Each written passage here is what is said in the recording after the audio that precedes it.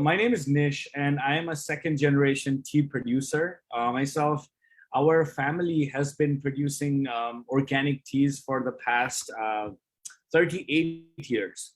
And I'll dive into the story about the farm a little bit later, but I'm the founder of Nepal Tea Collective.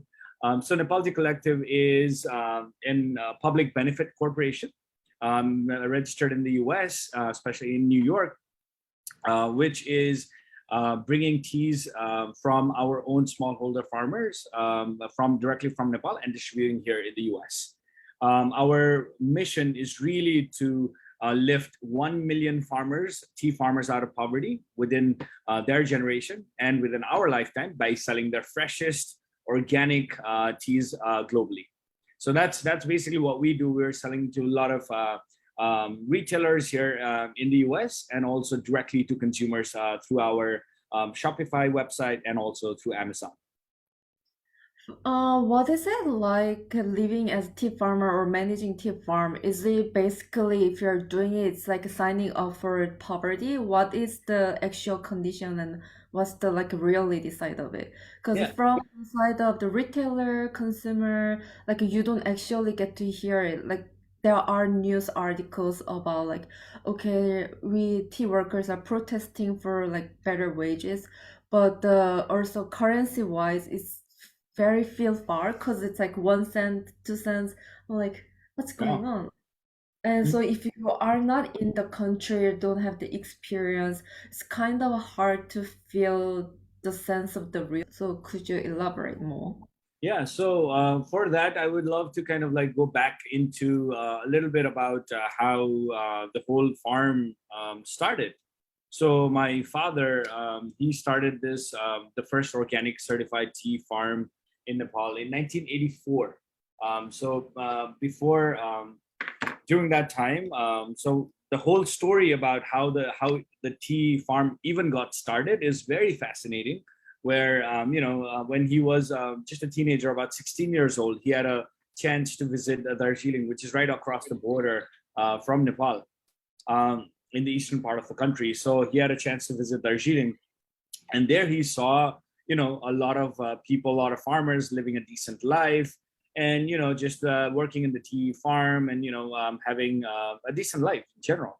And he saw why that was not possible in Nepal, in the eastern part. So what he got when he got back to his village, what he said to his elderly people that were there, kind of like you can think about that as like a small little state government. So he went there and then kind of like he asked, if all of the farmers that were there can give him the unused land that they were not using, then he would start a tea farm, which is going to help get people out of poverty, because that area was not very was kind of like an impoverished area at that point. And then he told them, and obviously like a 16-year-old going to pitch this whole business to a lot of the villagers, everybody laughed at him in a way, and nobody gave him that land. So he and my mom, yeah, so nobody gave him. So he and my mom, so my father and my mother, they basically started planting tea bushes, tea seeds in their own backyard. So they have a Wow. tiny piece of land in their house, and then my mom and dad, they basically started planting teas in their own land. And obviously, it takes 4 years for the tea plants to mature, right? So in Mm. about 4 years, all of the villagers started seeing, oh my goodness, this guy was not joking, and he was actually serious about this. Wow, So yeah, 4 years to yeah, yeah, realize for the village people to realize. yeah. So basically, after that, after 4 years, they realized, oh wow, this is actually happening, and there is potential. So what they did at that point was more than 100 farmers pool Yeah. their lands together. So they got all of their lands together and then pool their lands and then put it into a company. And that's how the Kanchenjunga Tea Estate, which is the first organic certified tea company in Nepal, Yeah. started. So Yeah. it was a model, almost like a cooperative model, where the farmers were not just workers, but they were actual owners of the tea farm or the tea company itself. And Yeah. that is kind of like the model that our farm is working on, which is very new at that time. which was Yeah. very new at that time, because at that during that time, mostly the factories or the tea farms or tea estates were run by one or two people, and then everybody else was kind of like employed, and they didn't have any say, and it was a difficult conditions and all of that. So Yeah. what was different in our farm especially, was that a lot of the workers were owners of the farm itself, so that was very much assuring to them that hey, I am working for myself, and this is for like a greater good kind of stuff. And then the second thing is a lot of so in our farm, all of the full-time farmers that cannot afford one, they were given housing. So free housing for all of the full-time farmers that weren't able to afford anything. So that was always provided. And one of the most important things was scholarships. So we were actively, and my father and my family really was actively investing in the second generation of the farmers. So all of the full-time farmers' children, they are provided scholarships. So till today, the 𝒂𝒓𝒔𝒖𝒆 tea state, along with other buyers from many different countries, especially Japan, they have provided this 2,300 scholarships, almost 2,400 scholarships to date, and to all of these children. And we already have 40 students that have gotten scholarships for more than 12 years, and they have actually helped.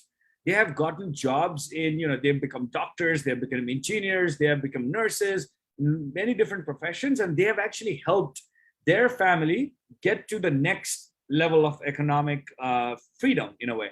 So they have Yeah. actually gotten their family out of poverty by by getting the scholarships from the farm itself. So that's what I mean by we're in kind of like in the business of really empowering the farmers and their generation to get out of poverty. Similarly, the other projects that we do in the farm is another one is cow bank project, which Yep. means that in the farm, many of the farmers are given one cow for the family, and what that does is they can use milk and other dairy products in the house itself for themselves, but they can also they can sell it to the market. So Yeah. when they sell it to the market, that's extra earning income for them, the family itself. And then as an organic farm, we always have this use for organic manure. So the cow dung is a good organic manure that we buy as a factory, Yep. and that is another form of income for the farmers. And then most importantly, what happens is there's only one contract, which is the first calf that the cow gives birth to, that Yep. has to be returned to the factory, and it's going to be distributed to another farmer. So that way, there's like a whole cycle of new cows into the cow bank project that's going to really help help the farmers get a little extra income for themselves as well. That, and then even food and daily necessities like rice, salt, oil, all these things, it is bought and distributed to the people through a cooperative that is owned by the farmers themselves. So we've Yeah. created a cooperative that is that the farmers are the members of the cooperative itself, and that cooperative buys like all of these daily necessities like rice, salt, oil, all these things directly from the market in a wholesale price, and then distributes it to all of its members. So that way, one person does not have to go to the shop and just buy in higher prices, but they can just distribute it through a wholesale model. So those are the small little things that we have been able to do in the farm that really creates this community. Yeah. And not just, it's not just about how much money they're earning, but there's this whole ecosystem that really works in their favor, and they are creating that ecosystem themselves, so that it's like a prosperous area. And that's kind of like the model, the cooperative model that our family farm actually works on, and that has also been very much popular, and a lot of other tea farms are starting to adopt that model as well. Yeah. But yeah, so that's kind of like how everything works in our farm. It's quite fascinating. That is very fascinating because you've done this for years, so you probably had lots of experiment and trials and failures, and I have a models Oh kind yeah. of like it up that other people can follow it? Do you also provide consulting? So generally in the farm, a lot of the times we have also helped. We are also still helping a lot of other farms to become organic, and we have training programs. We even pay the certification fees for some of the farms that are producing the tea leaves organically, and we buy the tea leaves from them as well. That is that. And then we also, yeah, informally, my family has always been providing some form of consulting to a lot of other smallholders, farmers who want to start their own factory and who want to start their own small little tea garden and all of that. We have always helped them in terms of, how do they start and where to get the bushes and, just organic certification and what are the pitfalls, what kind of machinery that you need and all of that. So we have been doing that more on an informal basis, Yeah. not really as like a consulting service, but more in general of like an informal way. Yeah. I want to go back to the part when you mentioned about Darjeeling. Because Nepal and India, the border is adjacent, and then from Nepal go into the Darjeeling and come out as sold as a Darjeeling flush. Because Darjeeling is such a brand and they're well known in the world of tea. Mhm. Is it very common, or what are the like relationship like between farmers in Darjeeling and people in Nepal? Like, I wanna hear about the dynamic as well. Oh, sure, sure. You've opened a can of worms now, so it's going to be a lot of things. So it is a very interesting dynamic, right? So we have to think about Nepal and Darjeeling as a country. So the way we have to look at this is in from many different angles, right? Yeah. From a political angle, from agricultural or a geographical angle, and also socioeconomic angle as well. So when we think about this, we have to go back a little towards the history part of things, right? Mhm. So Darjeeling initially used to be a part of Nepal, and it was kind of like in a treaty that was formalized as a part of India after some wars and all of that. So right, so basically it became a part of India. The interesting thing there is a lot of people in Darjeeling speak Nepali and identify themselves as Nepali people. That is another, and there's always been a debate of creating their own land of like Gorkha land and all of that. There's all a lot of these things. So that is kind of like the I guess cultural and previous angle, the historical angle to the places itself. So when you think about tea trade, the angle is previously Nepal did not have any tea processing factories, right? So what they did was basically, and let me know if we're out of time. All right. So how long? If we, yeah, we're good. Okay. So 30 okay, perfect. with So a with a buffer, so we have plenty of time. No worries. okay, sounds good. Sounds good. So yeah. So what happened was basically Nepal was not producing its own teas in terms of it was not processing its own teas. It was only growing the tea leaves, right? Mhm. It did not have any tea processing until late almost 1960. So before that, the tea leaves were just being plucked and sent to India, and it was being processed in India, and it was sold as Indian teas, right? So that was the whole dynamic there. Now, later, as we come to 1980s and the 90s, what started happening was Nepal started making its own tea factories, right? Yeah. As soon as it started making its own factories, the leaves that were going to India were not all of them was going to India, but now they were processing the teas in Nepal itself. Now the interesting thing is they were processing the teas, but Nepal was not identified by the global market for teas in general previously, right? So they had to sell it to India. Even they were producing it in Nepal, they had to sell it in India because they had an easy market, right? Open border, so it was very easy to sell to India. So that's what they started doing. Now what happens is later in and then the initial start was like all of the machines was from India, all of the machinery and the tea technicians and people who were teaching how to how to make tea were all from India and Darjeeling. Yeah. So they were making similar kind of styles of tea. Now in 1990, about 90s and 2000s, what started happening was there was also an influx of Chinese machines into the country. So Yeah. now people were really interested in making these kind of varieties, right? So they were kind of like influenced by that. And then they were also making some of these unique teas. So now what is happening, Nepal is starting to create, and obviously also because of, just information flowing in from everywhere. People have a lot of access to information. Now, Nepal started creating its own identity about, hey, this is the teas that are coming out of from Nepal, and these are the uniqueness to it and all of that, right? So basically, that is how everything evolved in terms of India and Darjeeling and Nepal in general.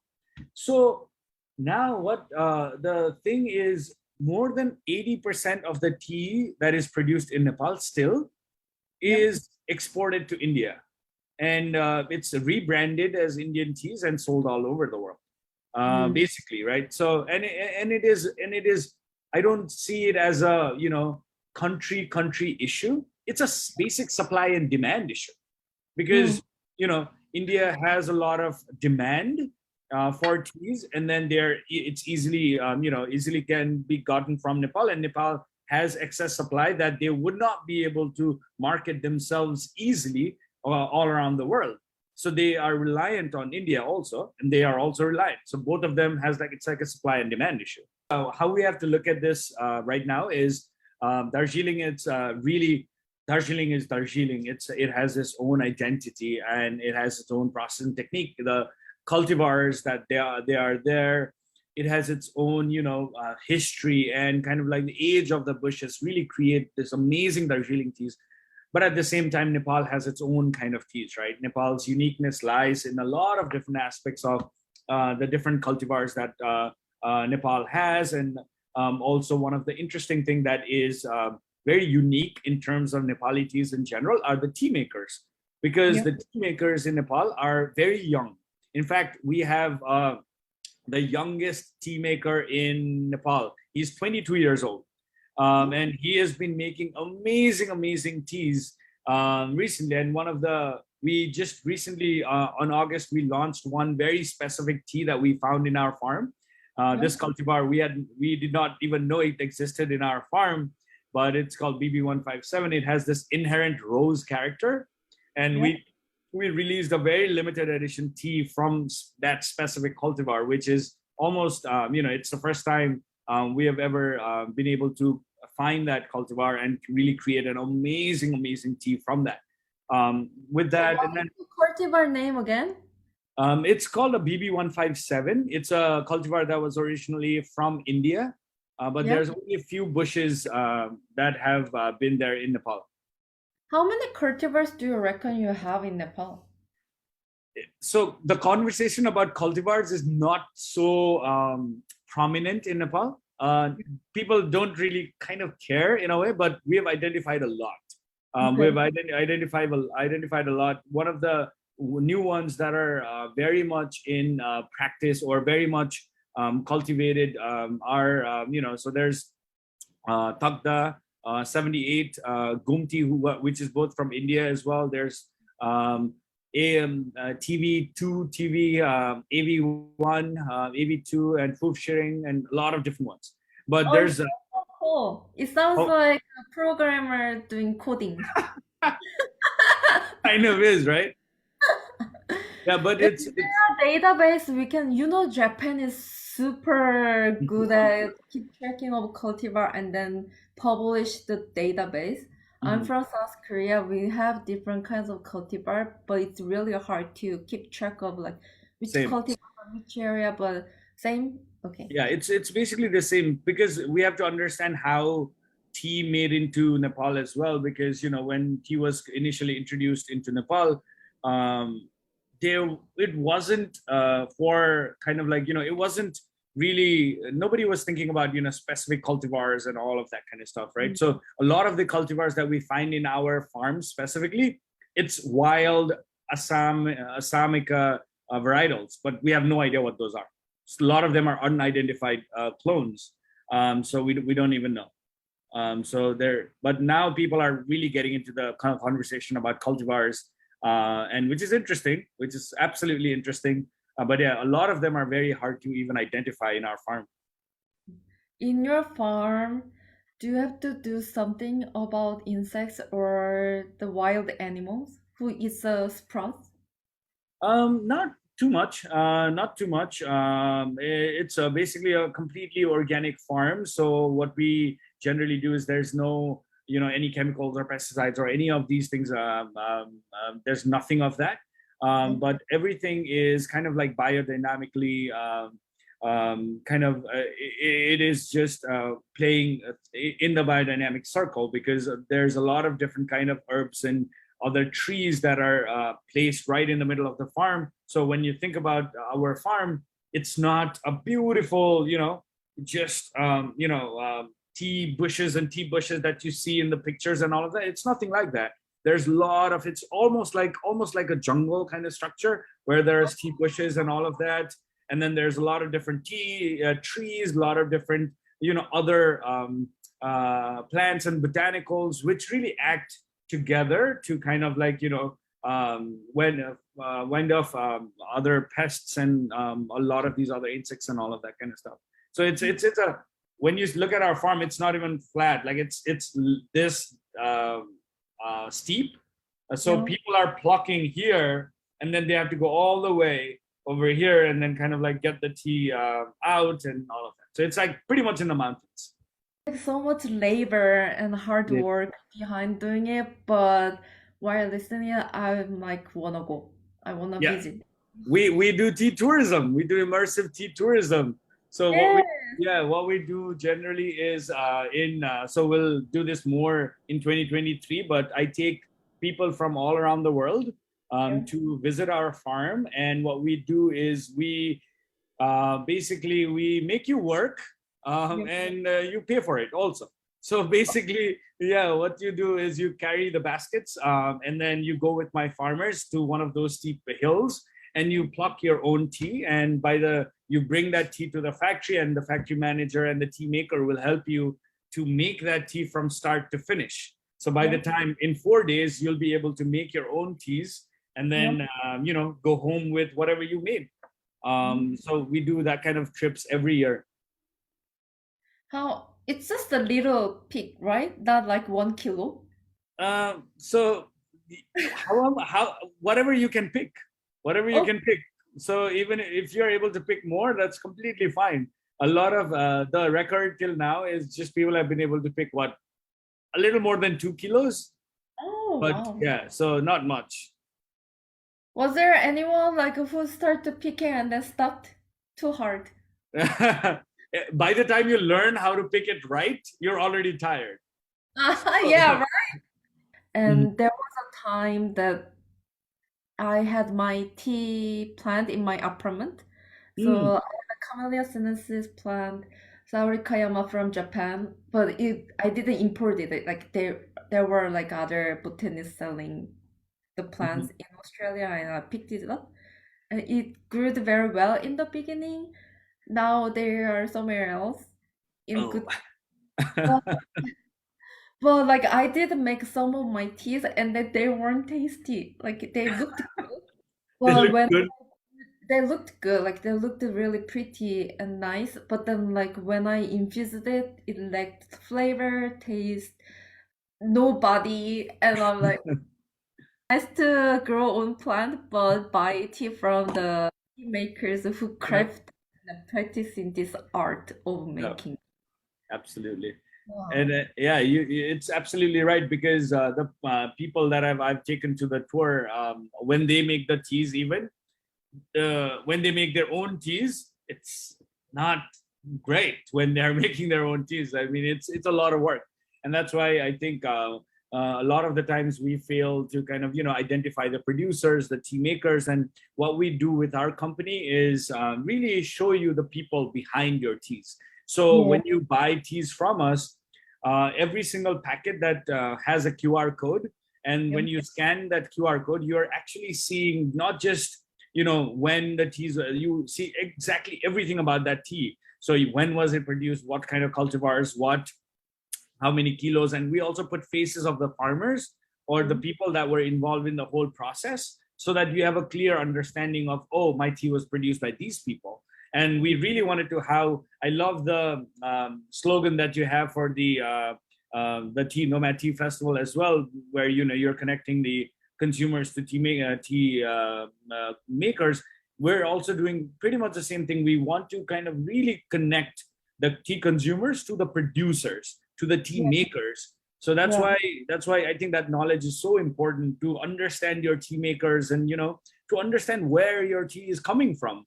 I couldn't quite get like when I go into the art gallery or somewhere else, you have the painting and you have the artist's name. Yeah. But what usually happens in tea industry, I understand you need to sustain your business, you need money to sustain the business and have a profit. Hmm. But usually the common practices is hide the name of the farmers, collect all this tea and then add markups and then sell it as your brand. So that connection gets lost very easily. So Exactly. today, why I added this day three, just mostly focusing on farmers and the story of farm, is to have the face in the front and then hear the story about it, so the lost connection can be restored a little bit.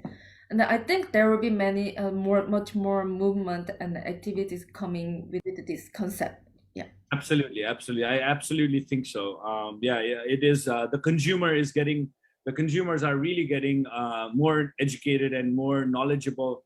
Also, they're asking all of the right questions in terms of where it's coming from, how does it affect the farmers, or was it produced ethically, or what is the conditions like, and all of that. So these are all very important questions. And I think when we as consumers start asking that questions, the companies will be forced in a way to really show, hey, this is what's happening, this is where the tea is from, and all of that. So it will happen, it has to happen, and we want to be in that movement as well. Yeah. So our time is up, but do you have about like 10 minutes or you have to go right away? I do have a few minutes for sure. Okay. To end up, I also wanna get your insight about organize and leading a community, because I'm also the organizer of the Nomad Tea Festival, which is I Hmm. kind of see it as a very as a community. Yep. But while running the community, there are those ups and downs that you don't get to speak front, and then the heartaches and the Yeah. excitement. Hmm. You've done this longer than I did. So, what are your tips? And then, like, which tip would you like to give to someone who's already leading a community or cultivating a community, and someone who wanna do it but thinking about it? Hmm.